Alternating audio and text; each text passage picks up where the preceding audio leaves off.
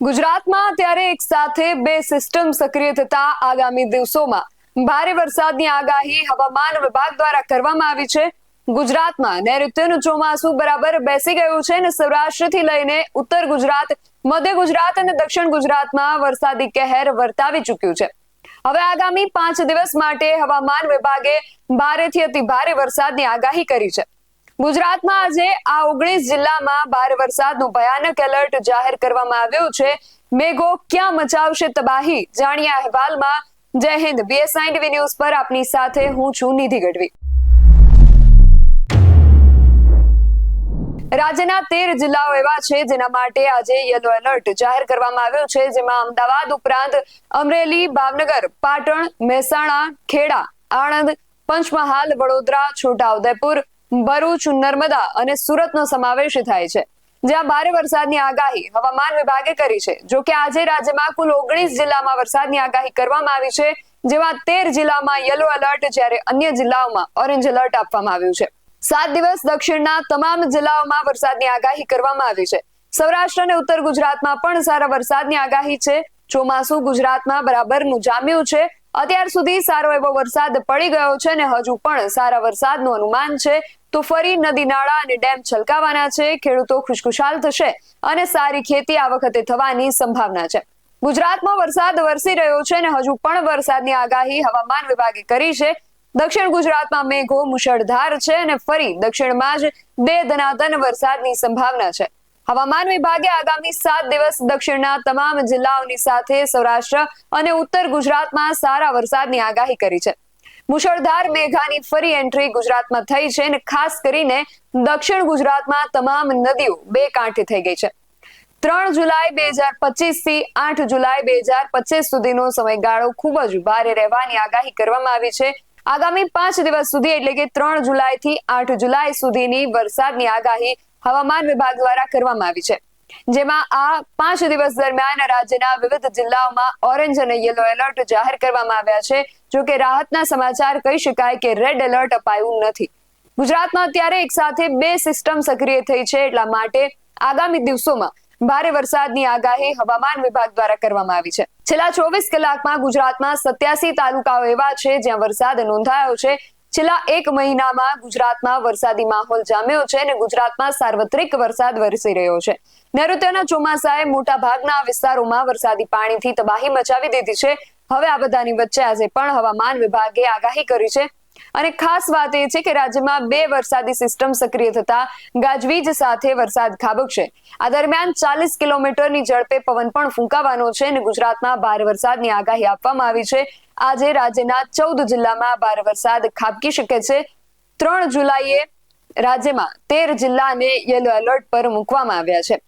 હવામાન વિભાગ દ્વારા આગાહી કરવામાં આવી છે। એ સિવાય હવામાન નિષ્ણાંત પરેશ ગોસ્વામીએ પણ આગાહી કરી છે। સાંભળીએ તેમણે વરસાદને લઈને શું આગાહી કરી છે। નમસ્કાર મિત્રો, વેધર ઇન્ફોર્મેશનમાં આપનું સ્વાગત છે અને હું છું પરેશ। ખાસ કરીને આજના વિડીયોમાં આપણે જુલાઈ મહિનાની અંદર ઓલ ઓવર વરસાદ કેવો થશે તેની વાત કરવાની છે અને સાથે સાથે હમણાં નજીકના સમયમાં એક વરસાદના રાઉન્ડની આગાહી છે તે વિશેની પણ ચર્ચા કરવાની છે।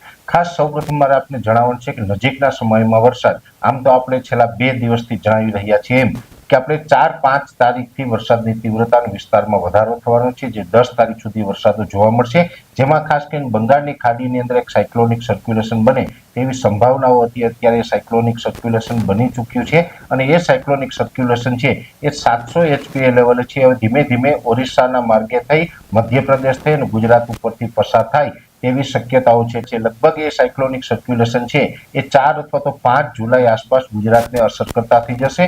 એ સાયક્લોનિક સર્ક્યુલેશનનો ટ્રફ છે એ અરબ સાગર સુધી લંબાશે, જેને કારણે અરબ સાગરમાંથી પણ પૂરતો ભેજ મળશે અને એ સાયક્લોનિક સર્ક્યુલેશનને કારણે ઓલ ઓવર ગુજરાતની અંદર સારા વરસાદો પડવાના છે। એમાં અનેક જગ્યાએ 5 થી 7 ઇંચ, કોઈ જ વિસ્તારોની અંદર 7 ઇંચ કરતા વધારે અને અમુક વિસ્તારો છે એમાં થોડાક ઓછા વરસાદો જોવા મળે તેવી શક્યતાઓ છે। પણ મુખ્યત્વે જોવા જઈએ તો મધ્ય ગુજરાતના તમામ ભાગો હોય, જેમાં અમદાવાદ, વિરમગામ, આણંદ, નડિયાદ, વડોદરા જેવા વિસ્તારો હોય, મધ્યપ્રદેશ બોર્ડરે છોટાઉદેપુર, દાહોદ, ગોધરા, મહીસાગર અને અરવલ્લી જિલ્લો, આ તમામ વિસ્તારોની અંદર એકંદરે ખૂબ સારા વરસાદો જોવા મળશે। લગભગ 3 થી લઈને 5 ઇંચ જેવા વરસાદો છે આ વિસ્તારોની અંદર જોવા મળી શકે છે.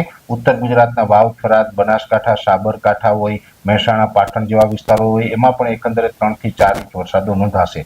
દક્ષિણ ગુજરાતની અંદર ફરીથી પાછી એક વરસાદની તીવ્રતા છે એ વધારે જોવા મળશે. જેવી રીતે આપણે જોવા જઈએ તો ગત અઠવાડિયે દક્ષિણ ગુજરાતની અંદર અતિ ભારે વરસાદો પડ્યા, એવી જ રીતે 5 થી 10 જુલાઈમાં પણ દક્ષિણ ગુજરાતની અંદર 5 ઇંચ કરતા વધારે વરસાદ નોંધાય તેવી શક્યતાઓ છે. લગભગ 7-8 ઇંચ ને એક બે સેન્ટરની અંદર 10 ઇંચ સુધીના વરસાદો ત્યાં પણ નોંધાશે.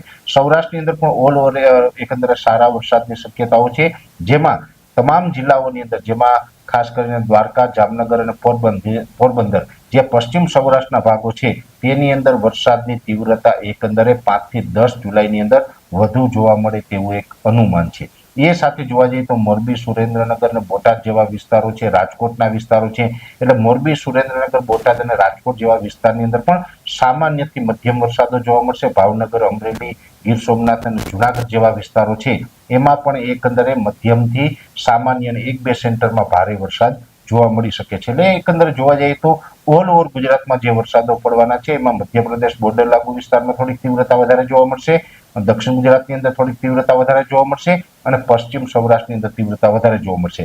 ખાસ કરીને કચ્છ જેવા વિસ્તાર છે તો કચ્છના દરિયાઈ કાંઠાના તમામ તાલુકાની અંદર ખાસ સારો વરસાદ જોવા મળશે.